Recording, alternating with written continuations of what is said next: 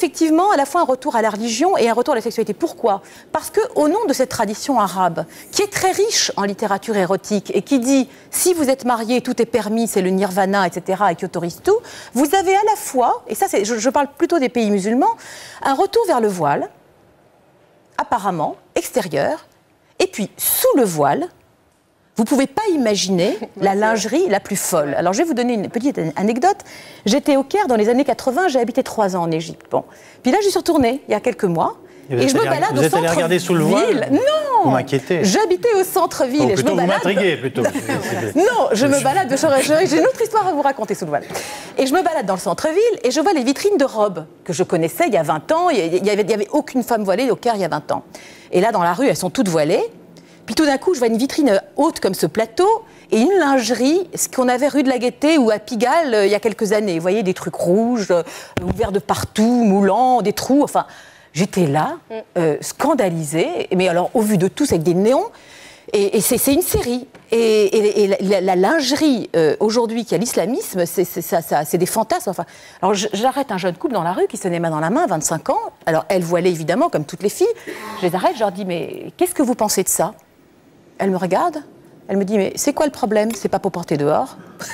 Alors, si vous voulez, il y a en même temps une libération sexuelle qui se fait, et je pense. Libération sexuelle, attendez, c'est le fantasme des garçons qui veulent une femme avec leur fantasme en dessous.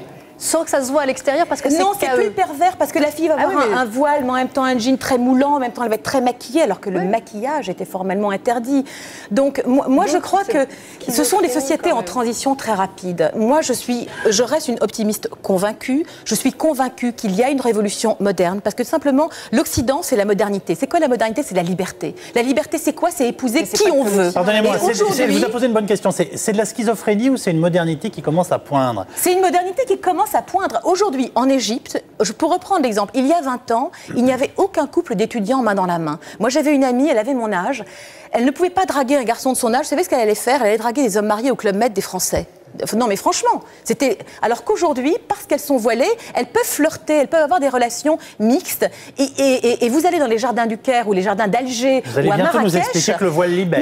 Mais non, je vois bien la gentille, la petite pente dans laquelle on est rentré. Je vous écoute avec curiosité. Elles ont trouvé ça pour négocier leur liberté et que leurs filles, probablement, ne sont pas voilées. Et vous lisez Mohamed et Dali encore. C'est pas moi qui parle, c'est les romans. Best-seller. Ils racontent les amoureux dans les jardins de Marrakech. Si vous allez, vous les voyez. Ce sont des stratagèmes, nous dit au Maroc. Safia Lebdi, expliquez pourquoi. Elles obtiennent une certaine liberté. C'est vrai qu'une certaine liberté. Par exemple, le droit à l'avortement, la contraception, tout ce qui fait la libération de la femme, c'est un peu plus compliqué. Parce que ça viendra, je ne suis pas sûre. Vous êtes voilée, vous? Oui. Pourquoi? Parce qu'on ne vous imagine pas très voilée. Oui, je sais. Alors, pourquoi? Pour qu'on vous foute la paix? Oui. Oui, tout à fait. Et je m'en suis pas rendue... J'étais pas consciente tout de suite que c'était parce que j'avais envie d'avoir... et j'obtenais une certaine liberté et qu'on me foutait la paix. Tout de suite, moi, ça a été très simple, c'était mon choix. Mon choix, puisque j'étais adulte, aujourd'hui j'ai 34 ans, je me suis voilée à 28 ans. Et j'étais militante, droit des femmes, etc. Donc j'ai quand même adopté le voile parce que je vivais dans ma communauté,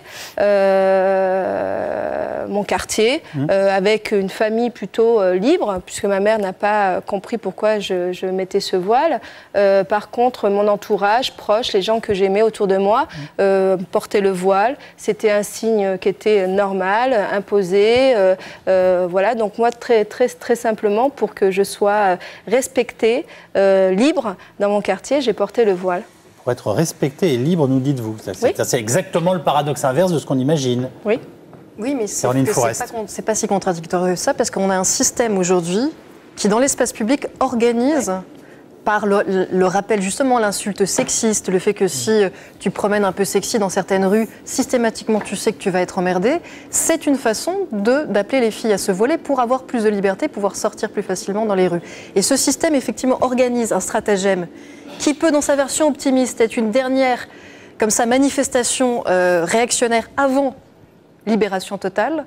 Le problème, c'est qu'il y a des stratagèmes qui tournent mal et que dans le contexte actuel de retour des particularismes et des intégrismes religieux, il va y avoir des parcours très différents. Il va y avoir des parcours comme Safia, où c'est un stratagème momentané avant qu'il y ait une prise de conscience de qu'est-ce que je suis en train de faire. Je suis juste en train de céder finalement à une forme de soumission en pensant me libérer.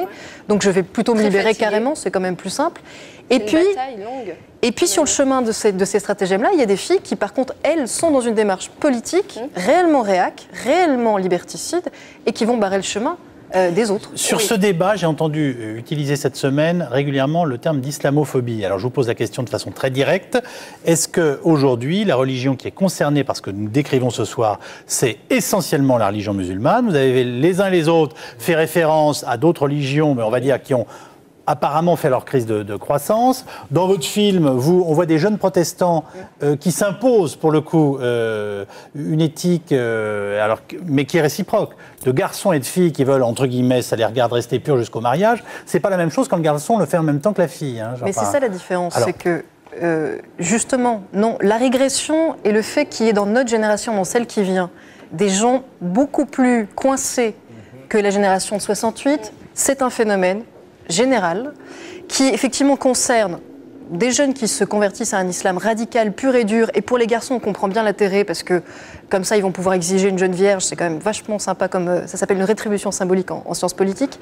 Et pour les jeunes protestants, ceux que j'ai rencontrés dans mon film, effectivement, ils sont quand même tout aussi réacs. Ils signent des certificats en disant « je veux rester pur sexuellement par la grâce de Dieu ». Si c'est ça, être jeune et moderne, je ne sais pas ce que c'est. Par contre, la différence, vous l'avez souligné, c'est que ça concerne les filles comme les garçons, et que ces jeunes-là ne vont pas voir des gynécologues en leur disant « faites-moi un papier pour me prouver que je suis vierge ». Donc c'est pour ça que les cas dont on est en train de parler lorsqu'ils viennent de familles musulmanes font plus de bruit.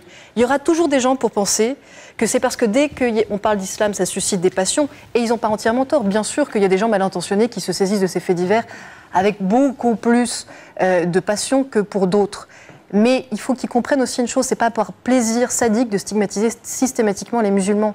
C'est simplement parce que ces cas de figure-là, quand ils se tournent vers la justice ou vers des gynécologues, posent des questions à la société et qu'il est bien normal qu'on ait un débat tous ensemble pour y répondre.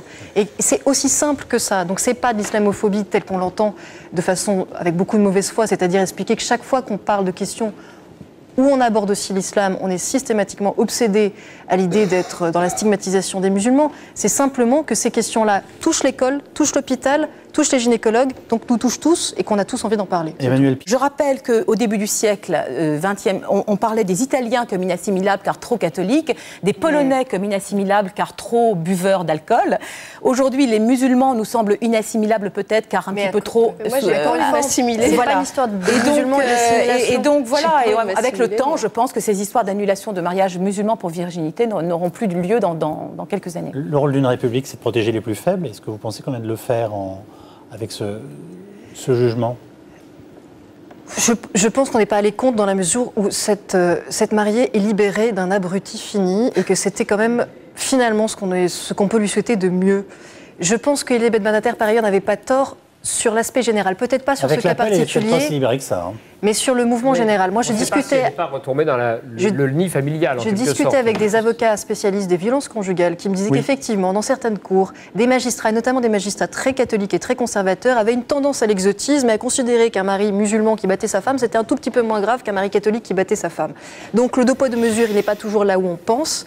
Mais encore une fois, je pense que sur tous ces débats, on a intérêt à pas le poser en question ni d'intégration, ni d'assimilation, ni de musulmans et de pas de musulmans. La question, c'est effectivement pour qui le droit est fait pour protéger le plus faible. Est-ce que cet article ne peut pas être revu de façon à ce qu'on sorte les critères de l'ordre de la morale pour se concentrer sur les critères qui permettent de faire de cet article 180 une protection du consentement qui reste la base d'un mariage, il faut l'espérer. Et ça, c'est une valeur qui est valable pour tous. Parce qu'aujourd'hui, ce qui est à l'œuvre, c'est une régression vis-à-vis de nos libertés sexuelles, sensuelles, amoureuses. Et ça, c'est le défi de toute ma génération. Vous venez de faire oui avec la tête. Je peux en déduire qu'elle vient de conclure ? Tout à fait. Merci beaucoup les uns les autres d'avoir participé à mots croisés.